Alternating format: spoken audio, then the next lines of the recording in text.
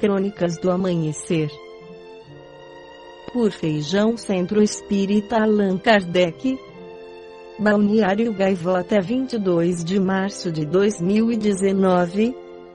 Não passei no vestibular. E agora? César Ricardo Pereira escreveu para o blog Dicas de Vestibular que o aluno, quando não aprovado no vestibular, precisa de um período para lidar com essa frustração, pois, nesse tempo, pode surgir um misto de sentimentos: raiva, tristeza e desesperança. É muito importante realizar uma autoanálise do que foi feito no ano anterior, a postura em relação aos estudos, o planejamento inicial e o cumprimento dele. A partir dessa autoanálise, deve-se pensar em como se portar no próximo ano de cursinho, rever suas próprias metas, reorganizar o tempo e o método de estudo, e também mudar hábitos que não contribuam para a melhora do seu desempenho. O aluno precisa descansar e receber apoio de familiares e amigos, de modo que contribuam para superar este período e ingressar no cursinho de maneira motivada. Caso se sinta com energia e disposição para retomar o contato com os estudos, pode fazê-lo ainda antes de as aulas começarem, para estabelecer um ritmo de estudos e aproximar-se de conteúdos que julgar mais relevantes. Se o aluno prestar os vestibulares da FUVEST e Unicamp, uma sugestão é iniciar a leitura dos livros cobrados nessas provas, pois, durante o período de aulas, isso se torna mais difícil. Finalizando, quem precisar fazer mais um ano de cursinho não deve se sentir diminuído, e sim conscientizar-se de que essa experiência deve ser aproveitada a seu favor, para torná-lo mais pragmático e assertivo nos estudos.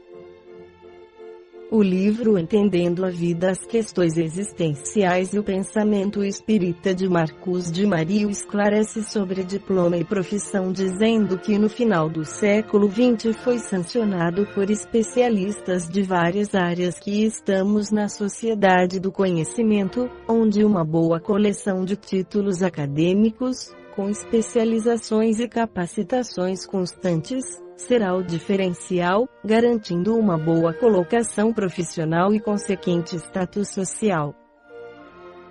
Seguindo esse paradigma, as escolas, tanto públicas quanto particulares, esmeram-se em preparar crianças e jovens para o vestibular, a porta de entrada da universidade.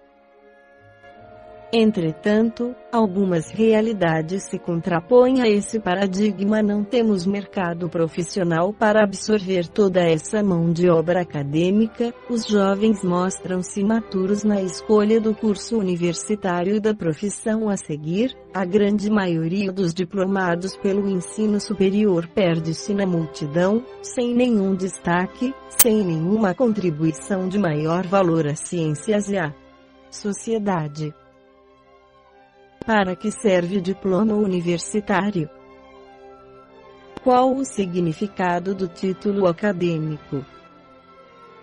Em que a formação superior exerce influência no exercício profissional?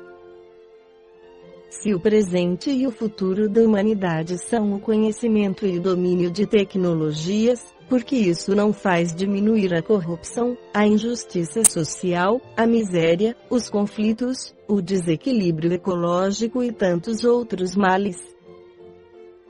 Para exercermos salutar reflexão sobre o tema, vamos nos servir da palavra do Espírito André Luiz, através da psicografia do médium Chico Xavier, no livro Nosso Lar, especialmente o capítulo 14, quando esse espírito recebe esclarecimentos do ministro Clarencio sobre a questão do diploma e do exercício profissional. A situação: André Luiz, fora médico na sua última existência terrena, estava em tratamento e recuperação espiritual na colônia Nosso Lar, quando se dispôs a conversar com o ministro Clarencio para solicitar indicação para o exercício médico aos doentes da colônia espiritual. Embora reconhecesse a necessidade de adaptação, acreditava estar apto a tanto. Após expor seu pedido, de forma velada, argumentando que queria apenas colaborar com algum serviço, recebeu do ministro diversos esclarecimentos sobre o título acadêmico e o exercício da profissão do ponto de vista dos espíritos. Destaquemos, antes dos esclarecimentos, a forma como o ministro Clarencio atende aos que lhe procuram. Introduz na sala de 2 em 2 pessoas, fazendo com que as lições para um sirvam igualmente para o outro. André Luiz ficou sabendo depois que ele aproveitava esse método para que os pareceres fornecidos a qualquer interessado servissem igualmente a outros, assim atendendo à necessidade de ordem geral, ganhando tempo e proveito. Convite de Deus. O primeiro esclarecimento de Clarencio e todo pai e todo professor precisam ouvir, isto é que é preciso convir que toda tarefa na terra, no campo das profissões, é convite do Pai para que o homem penetre os templos divinos do trabalho. Sabemos que o trabalho, segundo o ensino espírita, é uma lei divina, o que nos leva a entender que exercer uma profissão é atender um convite de Deus e não simplesmente garantir um emprego seguro e um bom salário. No esclarecimento em análise está implícita a questão da ética profissional, o compromisso cidadão com o próximo e com a sociedade, contrapondo-se ao exercício automático das funções, levando-se em consideração que o livro Nosso Lar foi escrito em 1943, não temos tanto tempo de vida dessa nova teoria sobre a significação do diploma universitário e do exercício de uma profissão. Ficha de serviço. Prossegue o ministro Clarencio, agora com um segundo esclarecimento. O título, para nós, é simplesmente uma ficha, mas, no mundo, costuma representar uma porta aberta a todos os disparates. É, infelizmente, ao que ainda temos assistido, com o uso do diploma para garantir vantagens, como se ele representasse seu portador, o que não é verdadeiro, pois em todas as ciências e em todos os ramos profissionais temos os que dignificam seus títulos e os que desonram os mesmos. A nobreza de caráter e a ética profissional não são garantidos por pós-graduações, doutorados, mestrados, especializações. Todos esses títulos com sua devida importância, pois disso não se cogita em nosso atual sistema de ensino. Destaque-se a definição oferecida pelo ministro do Auxílio, um dos ministérios de Nosso Lar, que o título é uma ficha, ou seja, uma espécie de arquivo onde são registradas nossas ações no uso do título profissional que ostentamos. Essa definição é bem contrária ao pensamento humano sobre a questão. Apesar dos códigos de ética juramentados pelos formandos na colação de grau, raro é encontrarmos quem responde perante a lei pelo uso indevido que faz dos seus diplomas. Aprendendo a servir. Ampliando substancialmente seu esclarecimento, Clarencio informa: com essa ficha, o homem fica habilitado a aprender nobremente e a servir ao Senhor, no quadro de seus divinos serviços no planeta. Quem não tem alguma queixa sobre um atendimento desumano por parte de um médico? Quem não tem alguma reclamação a fazer sobre a falta de ética de um advogado? Quem não tem desilusão com o procedimento de algum pedagogo? E assim por diante, pois a lista de profissões é extensa. Estamos deixando claro que não se trata de todos, mas de alguns, pois não cabe nesta análise nenhuma generalização.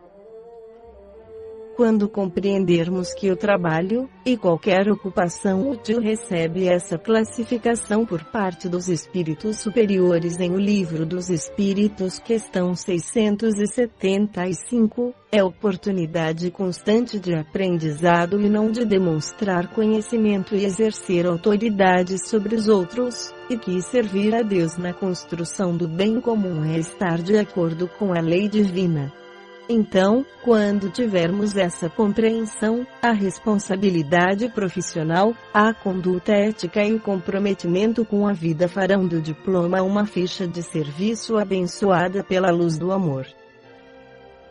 Servir ao próximo com o lema Amai-vos uns aos outros, ensinado e exemplificado pelo Mestre Jesus, deve ser a nossa distinção no exercício profissional.